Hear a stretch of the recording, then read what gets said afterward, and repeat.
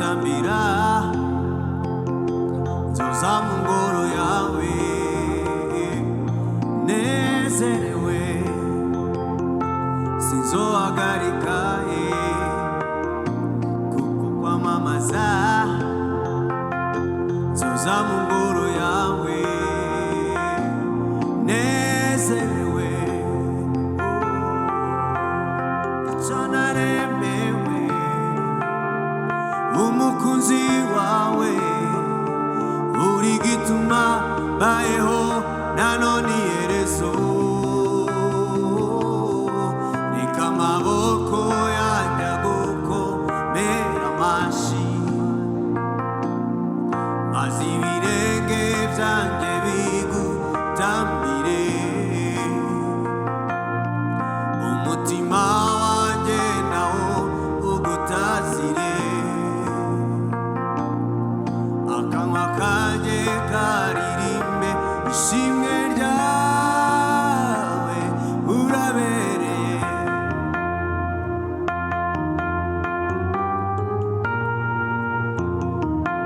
kuko aricyo naremewe umukunzi wawe uri gituma bayeho nanone iherezo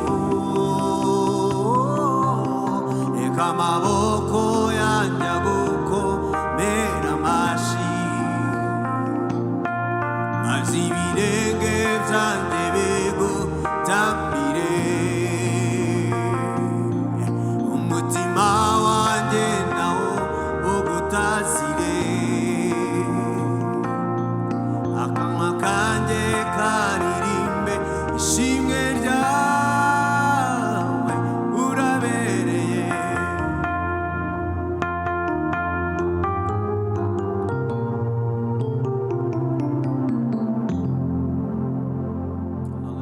tubaha ikaze kuri Harvest Bible Fellowship Rwanda, itorero ryanjye n'umuryango wanjye, itorero ryawe n'umuryango wawe. Itorero Harvest ni umuryango w'abana b'Imana, iyo mpamvu dukoresha imvugo yo kuvuga ngo itorero ryanjye n'umuryango wanjye, itorero ryawe n'umuryango wawe. Iyo urigezemo wisanga mu muryango w'abana b'Imana.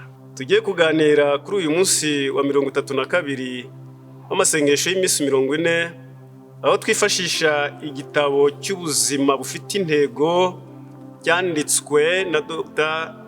Pastor Rick Warren. Aha rero akaba ariho tugiye kuganira, ndagira ngo tufatanirize hamwe gusoma ijambo ry'Imana dusanga mu Baroma ibice 12 ku murongo wa 5, hanyuma tuganire. Abaroma ibice 12 ku murongo wa 5 haragira hati: natwe niko turi, kuko turi benshi nyamara turi umubiri umwe muri Kristo, umuntu wese ni urugingo rwa mugenzi we. Uyu munsi, inyigisho y'uyu munsi iratubwira gukoresha iby'Imana yaguhaye, kuko niko twisanze turi benshi, ariko twese turi urugingo rwa Kristo. Uko twisanze twarateranirijwe hamwe mu buryo bwiza kandi bw'igitangaza ngo tube ingingo z'umubiri wa Kristo. Mureke dukomeze ingingo z'umubiri wa Kristo, tujye imbere buri wese amaranire kuba icyo yaremewe kuba cyo. Twaremewe kuba urugingo rwa Kristo kandi tugakoresha neza iby'Imana yaduhaye. Icyo uri cyo ni impano Imana yaguhaye, icyo ukora ni impano w'Imana. Uyu ni umugani w'Abadanwa. Imana ikwiriye guhabwa umugabane uruta iyindi mu buzima bwawe.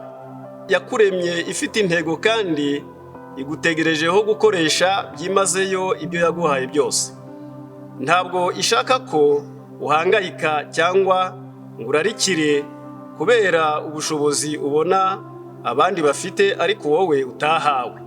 Ahubwo ikigushakaho nuko urangamira gukoresha neza ubuhanga yaguhaye. Aha rero niho turiho tuganira. Hari ikibazo cyo gutekerezaho twese tugomba gutekereza. Nakora iki ngo nkoreshe neza iby'Imana yampaye? Kugira ngo ukoreshe neza iby'Imana yaguhaye, hari intambwe 3 ugomba gutera kugira ngo ushobore gukoresha neza iby'Imana yaguhaye cyangwa nkoreshe neza iby'Imana yampaye. Icya mbere ugomba kumenya imiterere yawe. Kumenya imiterere yawe bituma umenya impano zawe, bityo ukazikoresha neza, kuko Imana yagabiye buri muntu wese ikurikije urugero rwe n'ubushobozi bwe, kugira ngo ashobore kugira umwanya nawe akora mu murimo w'Imana. Imana yaraduhaye, kandi natwe tugomba kuyiha ibyiza biruta ibindi. Iyo umuntu asobanukiwe iyo miterere ye, nibyo bimufasha kumenya uko yaremwe. Intambwe ya kabiri ni ukwishimira imiterere yawe. Kwishimira imiterere yawe bizatuma umenya, ugasobanukirwa ubushobozi bwawe, ukamenya ibyo ushoboye gukora n'ibyo udashoboye. Hari igihe abantu batanyurwa ngo bishimire uko baremwe. Nta muntu uhitamo aho avukira, nta muntu uhitamo uko akwiriye kubaho. Imana niyo iba yarakuremye, kandi uko yakuremye ikabona ko ari kwiza. Wari ukwiye rero kubyishimira kandi ukabinezererwa, kugira ngo ushobore kumenya yuko ugomba gukoresha neza iby'Imana yaguhaye, naho waba uciriritse uciye bugufi, ariko ukamenya uko nawe waremwe ari kwiza. Icya gatatu ni ugukomeza gukura mu miterere yawe. Imana ihora idutegerejeho ko twungura impano yaduhaye zigakura. Icyo ni cyo Imana ihora idutegerejeho. Tugomba rero gukomeza gukura. Iyo dusomye ijambo ry'Imana mu butumwa bwiza bwa Yesu bwanditswe na Matayo ibice 25 ku murongo wa 14 ugeze 28, hatubwira inkuru z'abagaragu bahawe itarano. Umwe ahabwa 5, undi ahabwa 2, undi ahabwa 1. Shebuja arababwira ati, ngewe ndazindutse ngiye kure. Abantu baragenda bajya kuzigenzura. Uwahawe itaranto 5 azigenzuramo izindi, n'uwahawe 2 azigenzuramo izindi. Ariko uwahawe 1 arigaya, abona ko yasuzuguwe kandi yasuzuguritse, aragenda aracukura arayihamba. Uwo muntu ntiyamenye ibanga ryo gukoresha neza impano yahawe, arayihamba. Ariko shebuja aje, nawe yaje gutanga raporo, nk'uko n'abandi bose bazitanze. Abakoze neza barashimiwe, ariko we wayitabitse akayihamba, icyo yakuyemo ni igihano. Nshuti bavandimwe, tugomba kumenya gukoresha neza iby'Imana yaduhaye, kugira ngo tumenye neza ko natwe Imana itadusuzuguye uko turi kose, kuko Imana yaduhaye agaciro. Rero ndagira ngo mbibutse ahangaha tubabwire, kuri uyu munsi wa 32 utekereza kuri iyi ntego y'ubuzima bwanjye, ingingo yo kuzirikana Imana ikwiriye guhabwa ibyiza biruta ibindi. Umurongo wo gufata mu mutwe: ujye ugira umwete wo kwishyira Imana nk'ushimwa, umukozi udakwiriye kugira ipfunwe, ukwiriranya neza ijambo ry'ukuri. Timoteyo wa 2 ibice 2 ku murongo wa 15. Ahangaha dukwiye kuzirikana iyi ngingo, ko Imana ikwiriye guhabwa ibyiza biruta ibindi. Iby'Imana yaduhaye birahari, yaduhaye impano muri twe.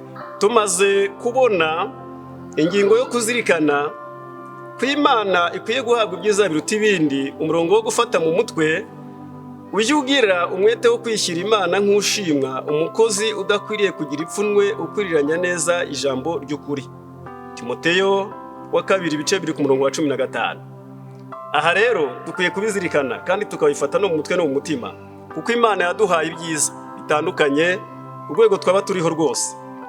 Ikibazo cyo gutekerezaho nakivuze: nakora iki ngo nkoreshe neza iby'Imana yampaye? Namaze kubabwira intambwe 3 tugomba gutera kugira ngo dukoreshe neza iby'Imana yaduhaye.